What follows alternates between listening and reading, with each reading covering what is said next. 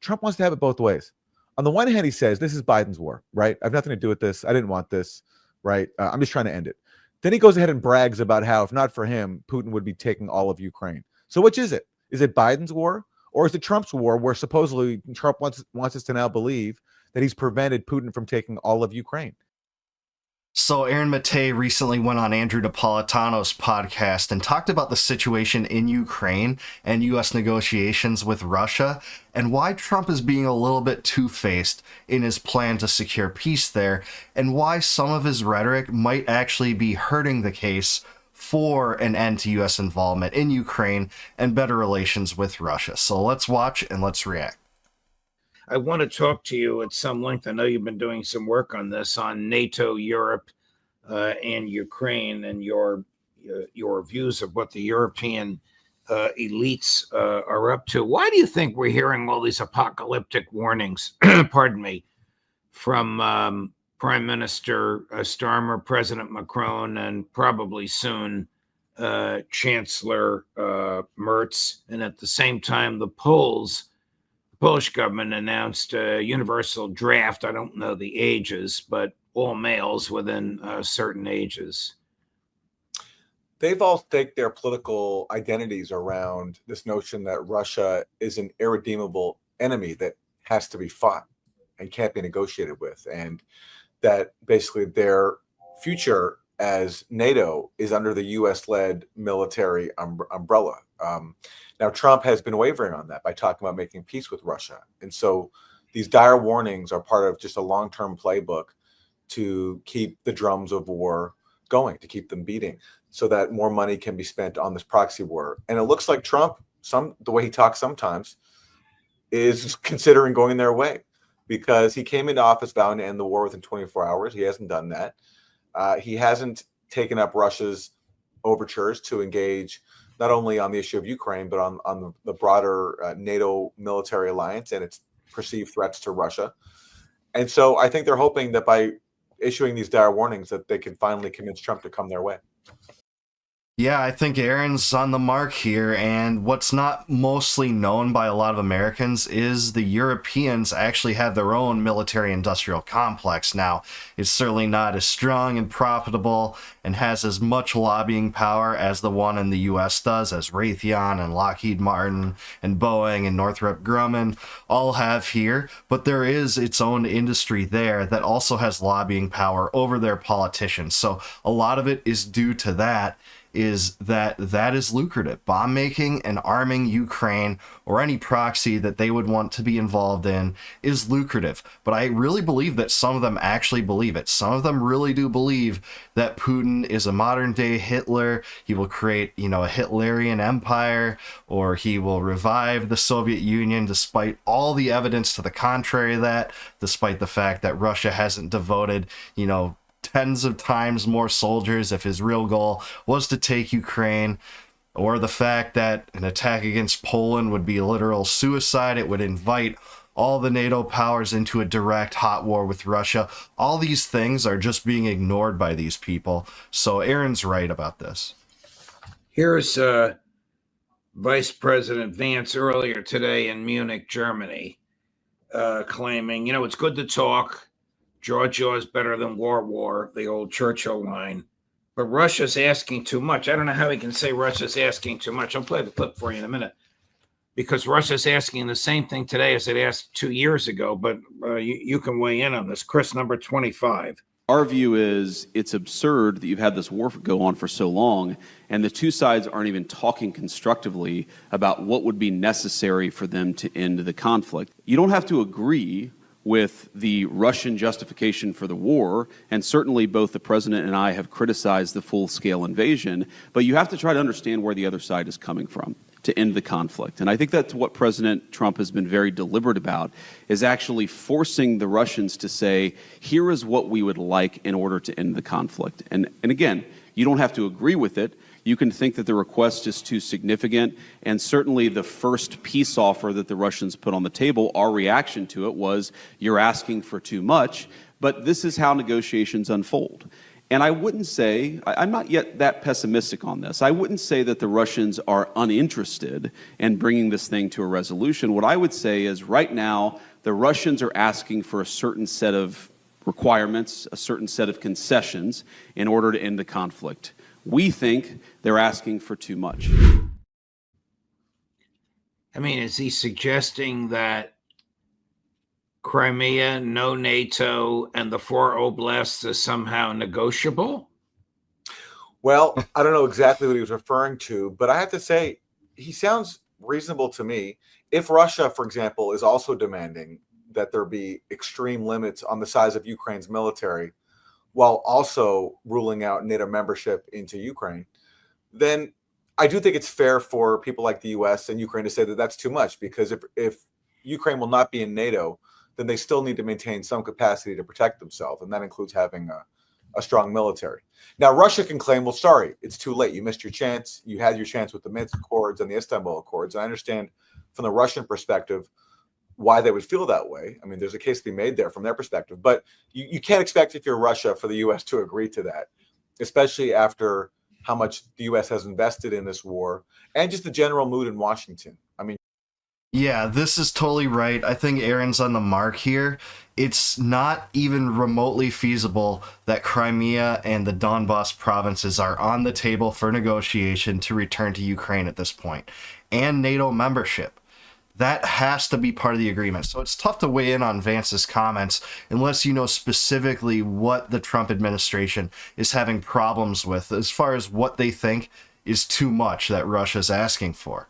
If it is to limit the size of the Ukrainian military, I agree. And the same lesson was learned, by the way, from the Treaty of Versailles, which was a focal point for animosity amongst Germans after the Great War. So I think Aaron's right on the mark here, and the U.S. should pull out all involvement from Ukraine. But if you're going to get into an agreement where it basically hamstrings Ukraine's government, it doesn't seem reasonable to me. Trump still has to operate, no matter what Trump and Vance feel about this personally, they have to operate in Washington, where it's very difficult to conduct diplomacy with anybody, especially a longtime geopolitical adversary. And it was Putin's choice to go to war. And he must have understood that going to war, although he saw that he must have felt he had no other choice, but that it was going to mean that certain things that he would be asking for would not be guaranteed at the negotiating table. If he wanted them, he'd have to impose them by force. So basically, what the U.S. might be doing here is calling Putin's bluff, saying, look, we're not going to agree to these things. So if you want them, you have to go all the way with the invasion that you launched 3 years ago. Yeah, I mean, what's interesting here in what Aaron said is it is tough to operate in Washington from a diplomatic angle. All we've known my entire lifetime is war, proxy wars, regime change operations, occupations like in Iraq. That's all we know. That's the Washington military war machine. That's the military establishment of our government. So if you get a guy that tries to go against a war, he'll be made into a supervillain. He'll be an appeaser. He'll be an immediate Chamberlain. He'll be an immediate demagogue to the masses that still want war. He becomes the neocons persona non grata. Every enemy of the CIA's latest kind of proxy is going to be made into a Hitlerian figure. That's how this works. Sorry, Not sure what that is. One of the other statements that Vance made talks about a face-to-face conversation. So I'm curious if the Russians still think that Zelensky is illegitimate and they won't meet him face-to-face. I'm sorry, Judge. The question was about meeting Zelensky, Putin and Zelensky meeting face to face. One of the other things Vance said, we can play the clip, is that he thinks that they should meet face to face. He doesn't mention Putin and Zelensky by name. He could be talking about Lavrov and his opposite number in Ukraine. But haven't the Russians said steadfastly that the Zelensky government is illegitimate, and any agreement that they sign might not be enforceable or even followed by a succeeding government?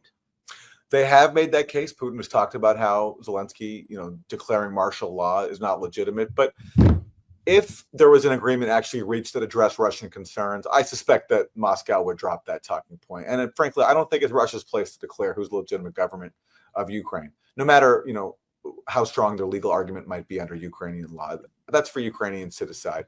What Russia has said, where I think they have a valid point, is that how can we talk to Zelensky if he has a decree ruling out talks with us unless our president Vladimir Putin steps down, which is basically Zelensky saying that we're not going to talk to Russia until there is regime change in Moscow. That's the most absurd criteria and prerequisite to any negotiation and any diplomatic overtures one can possibly imagine. And it's true in many arguments, Zelensky's an illegitimate president. People will cite the Ukrainian constitution, which apparently allows the country to go on during wartime without having elections. But at the same time, when you kind of become a zealous supporter of those kind of measures, what is the result? It's always the creation of war to justify the continuance of power by the ruling regime. If Zelensky was as popular as purported, why not open up elections to the people? I'm not big on elections and democracy in many regard, but what's to say if he's so popular, why wouldn't he get reelected? I think the fear is that he won't get reelected and he'd be replaced by someone more amiable toward peace. Zelensky's more afraid of right-wing forces that may want him dead if he gives up Ukrainian territory than he is fearful of Putin. But at this time, it's probably too late for him. He had a great agreement on the table in Istanbul, relatively speaking, that wouldn't have given away any territory toward Russia. He threw it away at the behest of Boris Johnson and the U.S. That's ridiculous. It's right for Russia to ask that decree by Zelensky be withdrawn. Do the European leaders still have Russiaphobia, or is their bellicosity just a means to raise taxes or feed the military-industrial complex or mask their own military insecurities and ineptness? I mean, look at Britain. They couldn't invade anybody.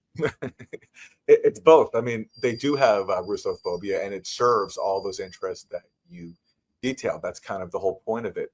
And they're so locked into it after more than 3 years of this phase of the proxy war, but even going back to 2014, when European states let people like Victoria Nuland and Joe Biden and Antony Blinken and Jake Sullivan, and then the people in Trump's first term, sabotage the Minsk Accords, sabotage all the diplomatic opportunities that were there to resolve this conflict peacefully after it began with the 2014 Maidan coup. Europe has subordinated themselves to the U.S.-led policy.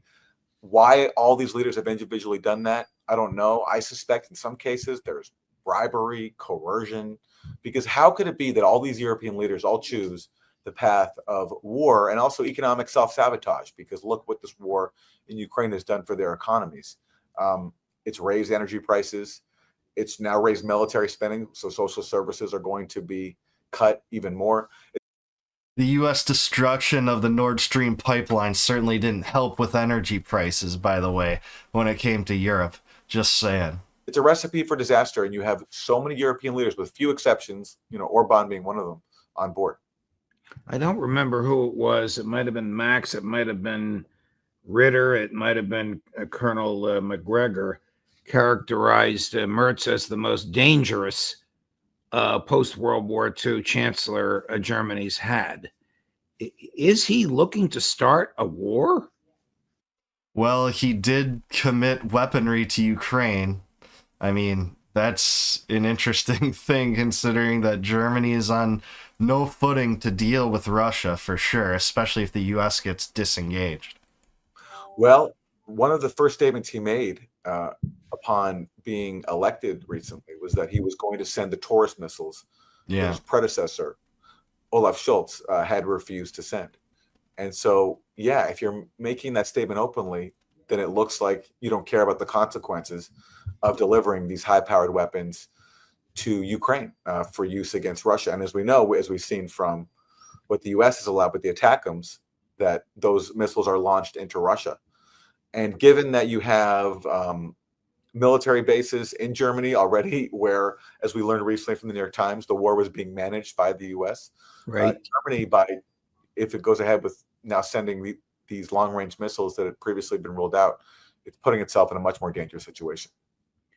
And the Polish draft, I mean, is it becoming like Ukraine, where they're grabbing young men off the streets?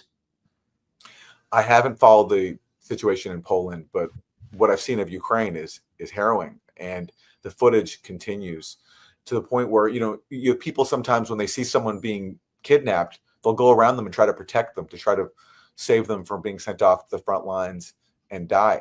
And yet we're constantly told in the U.S. that Ukrainians are resilient, they want to keep fighting, they want the war to continue. Well, if that's the case, why are they having such a hard time filling their ranks, and why do they have to resort to kidnapping people to send them off to fight? That is the greatest point that he's made in this entire podcast so far. With all the solidarity you see from the mainstream media toward Ukraine and all the kind of pronouncements and praises for how diligent the people are in fighting this conflict, why then do you have to enact some of the most sinister conscription mandates in history in that part of the world? You wouldn't have to do that. A volunteer military could handle ideas that the populace generally agreed to. That's why you see these conscription mandates, is because it isn't as popular as they want to allege. Conscription everywhere is slavery, and it's slavery to the state. It's slavery in some respects worse than any other form of slavery, because it puts you into war, the most dire situations that humans can be thrust into in many cases, and then makes, dead piles of corpses, or soldiers come back to their homes with PTSD. It's criminal in every state, but it's not something that I would go to a war with the power to remove. And it exists in many European nations, and this war hasn't helped with limiting that or curtailing that in any regard. 2 weeks ago, Secretary of State Rubio sort of threw up his hands and said, if this war isn't over in a week, we're seriously considering going home. 2 weeks ago. Last week, President Trump released another $500 million worth of military equipment. Who can believe these people? It's a great question. Yeah, I don't think they've said on what they want to do. You have people inside the White House. J.D. Vance is clearly one of them, who's not on board with the proxy war, would love to see it end. But you have others, like Rubio, who have been with it from the start, who, once sponsored a resolution saying that we'll never, ever recognize Russian control of Crimea. That's how hawkish they are, even though, as we know from all the U.S.-backed polls, that the majority of people in Crimea want to be a part of Russia. And Crimeans actually passed a referendum during an election that said, we want to be part of Russia. They had a choice on a ballot that said, do we want to invoke one of our old constitutions, or do we want to become part of Russia? And they said we wanted to become part of Russia. But no, that's the only illegitimate election. That, the neocons say, hey, that's an illegitimate election. Of course, they never say that about the election that led to a result they wanted. Of course, as always. So you have, meanwhile, Trump, who seems to change his mind all the time. He's very malleable. He seems to be influenced by the last person he speaks to. And so therefore, you don't have a coherent policy. And you have a lot of authority, or a lot of negotiating responsibility, handed off to one man, Steve Witkoff, who seems like a relatively competent diplomat, especially given the stable of personalities that Trump has around him. But Right. What power does he have? And how can he possibly pull off all these complex negotiations when he not only has one serious portfolio with Russia, but also the Iran as well? I mean, it's just not possible. Yeah, this is so right. Trump's cabinet is clearly divided, not only on Ukraine, but also militarism throughout a lot of the rest of the world, especially when it comes to bombing Iran. We found that out, and that came out in a lot of the documentation and the decision-making up to the point that Mike Waltz was relieved. But also in Ukraine, Rubio has been on board with funding for Zelensky since essentially the start. And I think he's totally... Aaron Maté is totally right here. Witkoff is probably the best diplomat in Trump's stable. He probably has the most vested interest in getting the U.S. involvement out of Ukraine and securing a peace, but it is a divided cabinet. It's hard to know who Trump is listening to. Lately, it seems like he's listening to Rubio to say the same things that CNN said and Biden say about how, if not for Trump, Putin would have gobbled up all of Ukraine. That's essentially the argument that the neocons always made. The people that said that Putin was going to revive the USSR. He's going to engage in conquest, take the whole country, even though he didn't devote nearly as many Russian troops as would be necessary to accomplish that goal, and how there's no evidence on the table for that. Do you subscribe to this theory? I'm now asking about Witkoff and Rubio. That Trump wants to humiliate Rubio back to the little Marco days, and that Rubio was ready for a Pete Hegseth and ready for sitting down on the couch in the Oval Office whenever Trump wants him there, but he was never expecting somebody else to take over his job as the chief negotiator at the two most potent hotspots in the world, the Middle East and Ukraine. Well, given that he's delegated those portfolios to Steve Witkoff, who doesn't even have really a staff, an office, he's not an ambassador. Given that, that's clearly a sign to Rubio that Trump doesn't take him too seriously. Whether he wants to completely marginalize him, I don't know. I recall when Trump won in 2016, one of the first sit-downs he had in interviewing potential candidates for Secretary of State was Mitt Romney. And they took a photo together, and it was so clear what Trump was doing. He was humiliating Mitt Romney back then by pretending to consider him for the Secretary of State job, when, of course, Trump had no interest in doing that. Is Trump doing the same thing now by giving the job to Marco Rubio after they previously sparred in that same campaign, and that was very hostile between them? I mean, it's a fair thing to wonder with Trump because he's a very petty person. That's clear, but certainly it's very clear that he trusts Steve Witkoff a whole lot more. Yeah, this is just so interesting, too, because a lot of the Trump fans would say this about John Bolton. When Trump nominated John Bolton to be in his cabinet, a lot of Trump fans said, oh, this is just a 4D chess maneuver. He's nominating John Bolton so that he can just ignore him, and John Bolton's influence will be removed off the table when it comes to foreign policy. But at some point, after nominating neocon, warmonger into your cabinet, at some point that becomes an issue. At some point, it's the neocons that actually are wielding power over you, not the other way around. And we've seen that influence in this Trump cabinet. So the 4D chess explanations don't fly with me anymore, especially when people like Waltz and Rubio got into the cabinet. These are lifelong neocons, Israel lobby stooges that have never seen a war that they haven't supported. Tell me what you think of this, Aaron. This is President Trump at Meet the Press on Sunday. Chris, cut number 10. Ukraine, there's been discussions they will have to give up some of the land. Russia will have to give up all of Ukraine because that's what they want. All of Ukraine, meaning they wouldn't keep any of the land that they've claimed? Russia would have to give up all of Ukraine because what Russia wants is all of Ukraine. And if I didn't get involved, they would be fighting right now for all of Ukraine. Russia doesn't want the strip that they have now. Russia wants all of Ukraine. And if it weren't me, they would keep going. I mean, this is either some sort of a political ruse. So when Russia ends up with Crimea and the four oblasts, he can say, I saved the rest of Ukraine. Or he is so woefully misinformed that it's dangerous. Because is there a scintilla of evidence, that the Kremlin wants all of Ukraine? No evidence whatsoever. If they did want all of Ukraine, they would have had to send a force infinitely larger than what they sent into Ukraine. Everybody who understands military affairs knows that. So this idea that Russia wants all of Ukraine is a joke. And in fact, New York Times has reported quietly at times that U.S. officials have assessed that Putin is loath to expand the war beyond Ukraine's borders. That's one of the few times New York Times has admitted the truth, but it's obvious for everyone to see. And it's interesting. Trump wants to have it both ways. On the one hand, he says, this is Biden's war, right? I have nothing to do with this. I didn't want this, right? I'm just trying to end it. Then he goes ahead and brags about how, if not for him, Putin would be taking all of Ukraine. So which is it? Is it Biden's war, or is it Trump's war, where supposedly Trump wants us to now believe that he's prevented Putin from taking all of Ukraine? It's completely incoherent. And because of that incoherence, he doesn't have a coherent policy right now. And it's meaning that this war is continuing on without end. And what it's going to do, ultimately, I think, is encourage Russia to impose its demands by force, which probably means sending in even more forces, which, as we learned recently from the Wall Street Journal, it has ample capacity to do. It's recruiting people into the military at a very, very high clip, unlike Ukraine.